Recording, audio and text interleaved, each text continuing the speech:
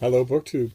That's something new I wanted to share with you today. A little Monday morning quarterbacking about my TBR. Uh, a while ago, Jen from Reading with Pugs suggested that I do a video on Monday, sort of giving an outline of how my projected reading went, since my TBR tends to move a little faster on its feet than a normal reader's, so that you can actually do kind of real time assessment of how successful I was and whether or not I stuck to plan. Uh, and I thought it was a great idea. I just didn't do anything about it. It sort of slipped my mind. And then just recently, Jen, she's so shy and soft spoken, really self effacing. She very gently reminded me that might be a good idea to do. You know how introverts are. So once I was done dodging crockery, I decided to give it a try. Now, some of you may recall, if you saw my video on Friday, that I had a small list of titles that I showed you or tried to show you, that were on my list to read for the weekend. I did an enormous amount of reading this weekend. My two old geriatric dogs didn't have the easiest weekend, so I actually did not sleep at all. 10 minutes here, 15 minutes there. If I weren't neurologically wired for very little sleep, I'd be in a coma right now. When you're not sleeping, when you're hovering over someone who's trying to make them comfortable, and you've got long stretches of waiting to do, that's essentially what I'm doing on weekends or weeks or nights like this, is the dog equivalent of sitting by someone's hospital bed. And that occasions a lot of time for reading. For me, anyway, the way my mind works, I find it very hard to use that time for writing. But reading still works. Reading always works. So I did an enormous amount of reading, but I deviated from plan. So Jen's idea was a very good one. Now, let me remind you, we're going to give this a try. Look at that. It turns out if you tap the screen, you can focus on the thing in question. This was one of the things that I said I was going to read, was The Life of Trees, what they feel and how they communicate. And then another one was The Odds of Loving Grover Cleveland, a YA novel by Rebecca Crane. And then The Gatekeeper, a book about FDR's appointment secretary. And then a new edition, a lovely edition of The Chosen by Chaim Potok, and then a slipcase edition, a 4-volume hardcover slipcase edition of Frank Miller's seminal graphic novel, Dark Knight Returns. Now, is this going to go back to me? Look at that, it is. Oh, this is marvelous. Okay, so those were going to be the highlights, and I was leaving room for more books. Now, what happened is I got 20 pages into The Hidden Life of Trees and simply was not interested. Some of the information was kind of sort of interesting, but not enough to hook me. It didn't do it. So I wandered away to The Odds of Loving Grover Cleveland, and again, not quite. It's affectionately done. It's effective in places, but I got 50 pages in and thought, if there's something better, I will gladly drop this for now. I am going to go back to, I'm not going to go back to The Secret Life of Trees. I think I get it. They don't communicate and they don't feel. They don't have the neurological ability to do either one of those things. That is metaphorical language on the part of the author for him saying they're more complex than we thought they were. And I'm willing to grant that. So, but The Odds of Loving Grover Cleveland was doing everything right. It just wasn't registering with me at the moment, and I had a pile of other things. So I'm not criticizing it. I will come back to it, probably this week sometimes. I never let those things wait. The Gatekeeper was fantastic, just fantastic.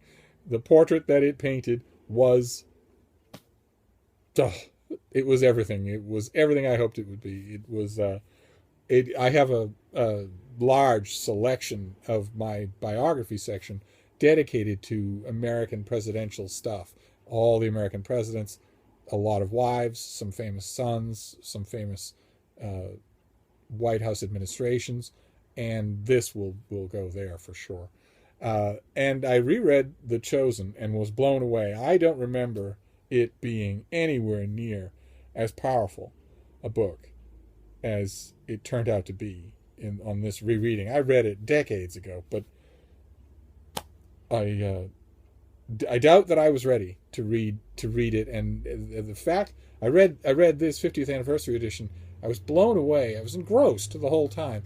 And when I finished it, my main thought was, what on earth is the American educational system thinking, assigning this thing to high school students? They have no more. Even the brightest high school student is still a teenager, and I know a lot about teenagers. They can be as smart as the day is long, but the one thing they lack is lived experience. They simply don't have it yet. There's no way to acquire it early. You have to live it. And this book is full of that. It resonates in exactly that key. Even the smartest high school student in the world has no more chance of understanding the power of what I reread this time around than they do of sprouting wings and flying to the moon. So why assign it? Why not assign something else? Why associate in their minds reading with battering their head against a wall? Anyway, I loved it. I was so happy to read it again. It goes on an actual keeper shelf, which not a lot of books do. The graduation process from the rest of the house to this room is very steep. It's not casual at all. But I did not reread Dark Knight Returns. I skipped it completely. So I barely did any of the Hidden Life of Trees, and I skipped Dark Knight Returns completely. I just could not justify spending a lot of time on a graphic novel I've read so much. But I did a lot of reading instead, and I want to show you some of those. I reread, as I found it for 50 cents, I reread Amanda Foreman's biography, Georgiana, her biography of the Duchess of Devonshire from centuries ago. It was a mega bestseller, in part because of factors beyond its control associated with the death of Princess Diana, but also on its own. I mean, you can lead a whole bunch of readers to water, but you can't make them drink. They have to like what they're reading. And this is it's every bit as effervescent and smart as I remembered. I loved rereading it. And also, not all of this chunker.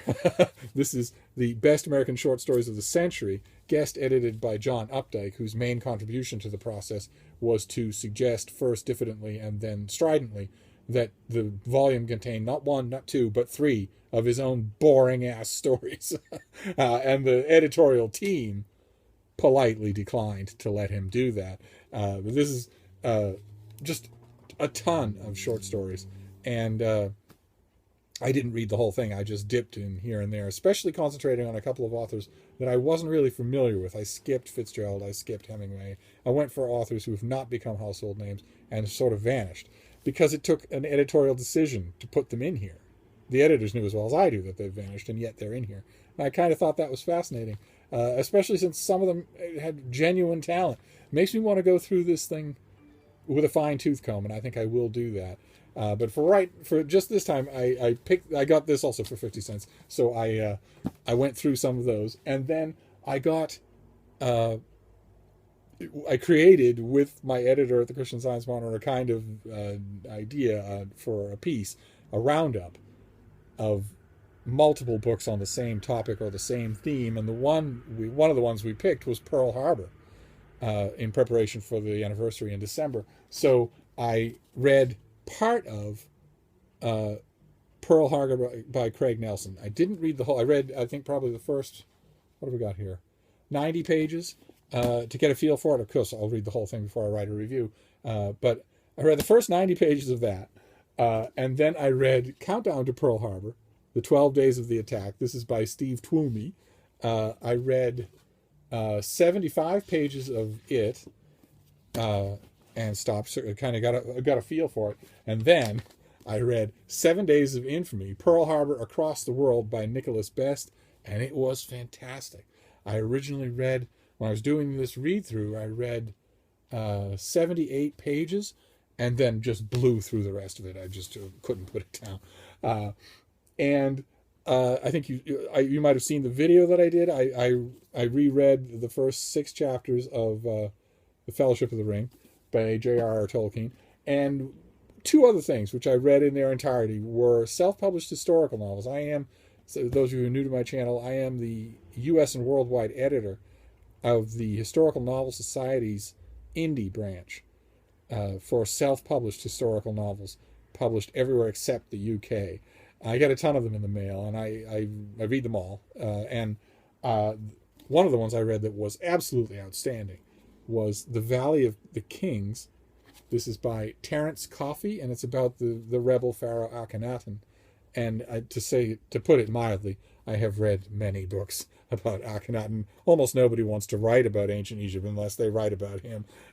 So, going into this, I had low hopes of being surprised, let alone pleased. But it was an amazing performance. Just amazing. Actually, now since I've got you here, it occurs to me, this is a self-published author. If you're interested in ancient Egypt fiction, go and buy this.